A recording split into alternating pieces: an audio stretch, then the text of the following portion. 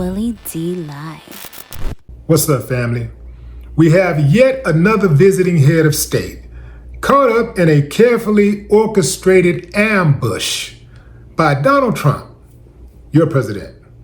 This time, South African President Cyril Ramaphosa. Trump straight up ambushed dude. He was like, yo, you're killing white farmers. Why are you killing white farmers? And you're taking their land. And, the president was like, nah, man, that ain't what we do out here. That's not part of our policy. And he cut him off. Another thing, that's not proper decorum to cut people off during a conversation. But, and this is a head of state meeting, right? But anyway, he cuts dude off while he's trying to make a point. And he goes on to say, yeah, y'all killing South African white farmers. And dude was like, look, we have criminality in our country, but the majority of people that are killed are black. Overwhelmingly, they're black, not white. So Trump said, yeah, but the farmers are white.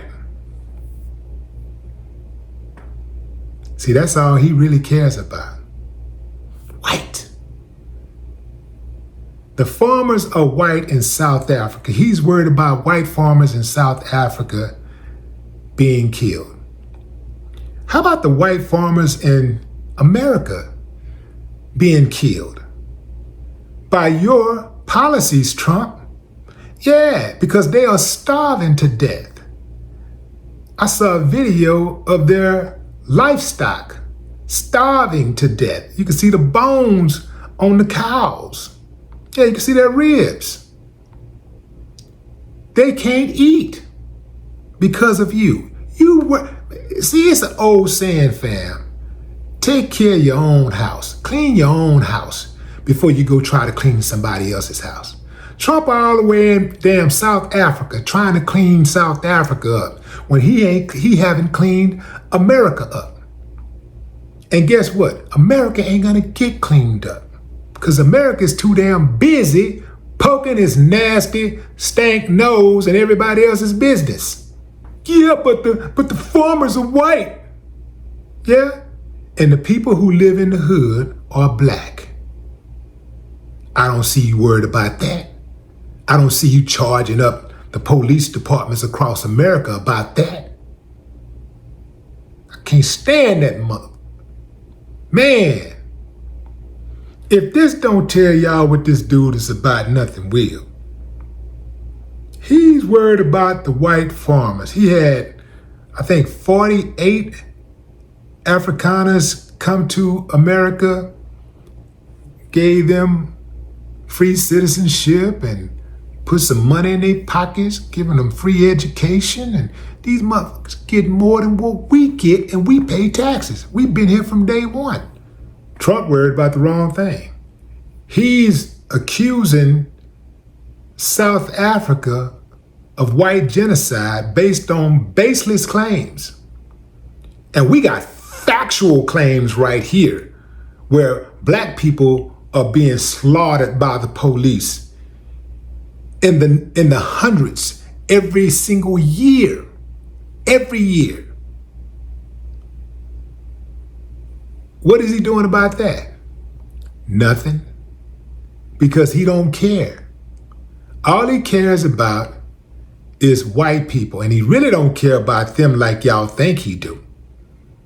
Because what he does is that he knows he has to pretend to really care about white people because that MAGA crowd gets him fed. The MAGA crowd, who is predominantly white, makes sure that he has the access that he needs and the approval that he needs to rob the American people blind. This dude cares nothing about MAGA. Nothing. In fact, he don't even like them. He thinks they're slow because they do his bidding. And think about it, fam. If somebody did all of your bidding, if you never had to do nothing, If you could get anything you wanted from somebody without putting in any work, you didn't have to prove yourself. You just wake up every day and just make an inflammatory claim and they just jump all over, just like a little lap dog. Just whatever you say, whatever you do. Let me tell you what would stop Trump, MAGA, and anybody else from trying to talk slick and acting tough in regards to countries in Africa. A nuclear program. That's right, I said it, a nuclear program. That's why they don't mess with China, they don't mess with North Korea, they do not mess with Russia. They don't want none of that smoke because they know what it's gonna be like. And for the life of me, I do not understand why they haven't made a move to protect themselves. I don't care how prosperous Africa becomes, the countries in Africa become. Until Africa can protect itself, can protect its resources, Africa remains vulnerable. And we can run out there and build all we want, which it's not gonna stop me. I'm still gonna build in Africa, but we're vulnerable. We're just as vulnerable in Africa as we are here because we know that certain people can be jealous of our success. They're jealous. So what's gonna stop them from saying, I don't like that. They laughing too much. They living too much. They're enjoying life too much. They're too happy. We need to do something about that. You know what? Let's go take all of that stuff they got. Let's take those homes and let's take that jewelry. Let's take that money they got. Let's take it. Who gonna stop them? There ain't a country in this world that's got the balls to intervene except China. They ain't got the balls to stand up to the U.S. U.S. got all of them on their knees, sucking it up. If you want to stop somebody from running up on you and doing whatever that they want to do to you, if you want to stop a bully, you got to be fortified. You want to stop a bully. See, a bully, you ain't even got to put something on a bully. The bully just got to know that the threat exists. And they talking all tough right now because they know there ain't no threat. South Africa ain't no threat. And none of the other countries in Africa is a threat because they ain't got no nuclear program. So they're not worried about them. They remember when America attacked Iraq the second time. The first time they went over there with George Bush Sr., they mocked Iraq up. They took over Baghdad, the capital city in Iraq, in 24 hours.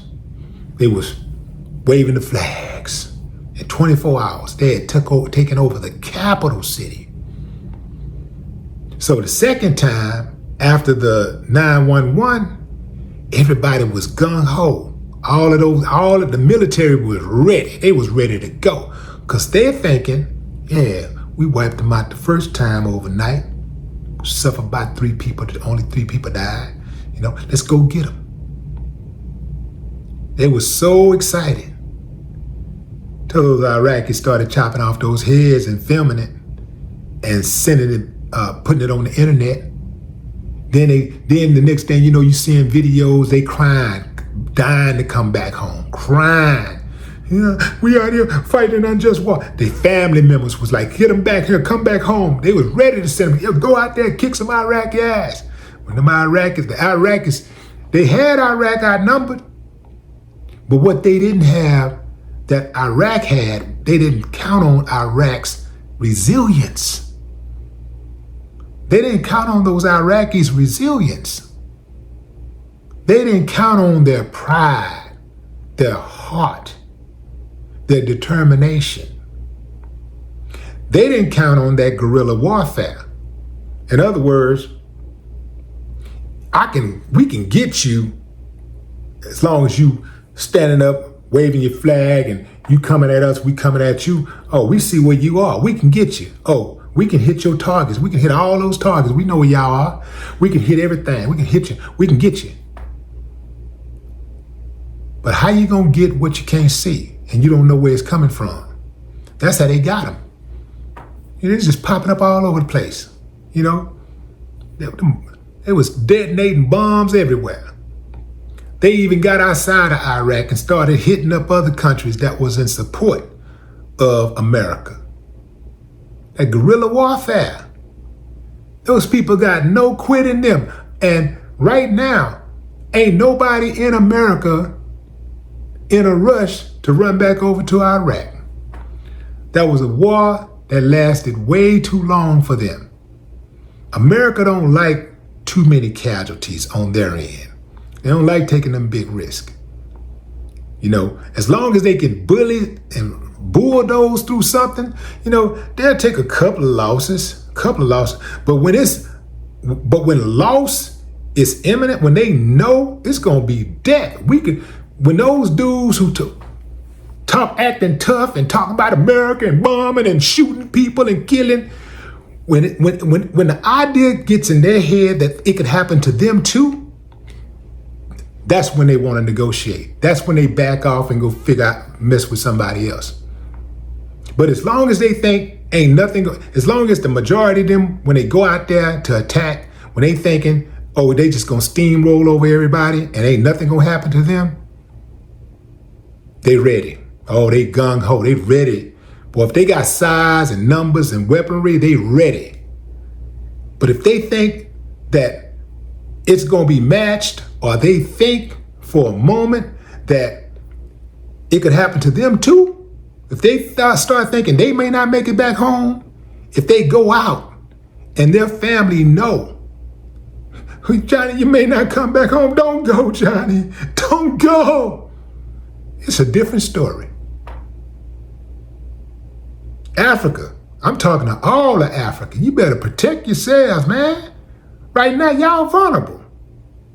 You gotta protect yourself at all times. That's the only reason why Trump talking tough. They can't stand Africa simply because Africa is a black continent. If I was the president of South Africa and I saw the way Trump treated Ukraine's president when he visited the White House, the way he handled him like a kid, like he sonned him, I would not have even visited America. I would not have even come to the White House. You'd be like, yeah, the president would like to meet with you, da-da-da-da. Man, tell the president to eat up. I ain't coming out there. America. The U.S. Get up out of my face. I'm not gonna have somebody, I'm not gonna step across enemy lines. It's like going into somebody's house that you know hates you. You know? Nah, I wouldn't trust it. Yeah, you want to talk? Come to South Africa. Given the circumstances and how the odds were stacked up against him, I think the president of South Africa handled the situation beautifully. And he handled it like a dignitary, not like some thug on the street. Saddam Hussein, Osama bin Laden, and Muammar Gaddafi, they would all be alive today if their country had the military might to protect them. Can you imagine somebody coming to America, invading America, and killing a U.S. president, like targeting a U.S. president, putting a bounty on a U.S. president's head, hunting him down in the U.S. and killing him? The only reason why it happens to others is because they cannot defend themselves. The reason why there's so much bullying in America, the reason why there's so much gang activity in America, the reason why Americans clench so tightly to their guns is because 99% of Americans are cowards. No more talk.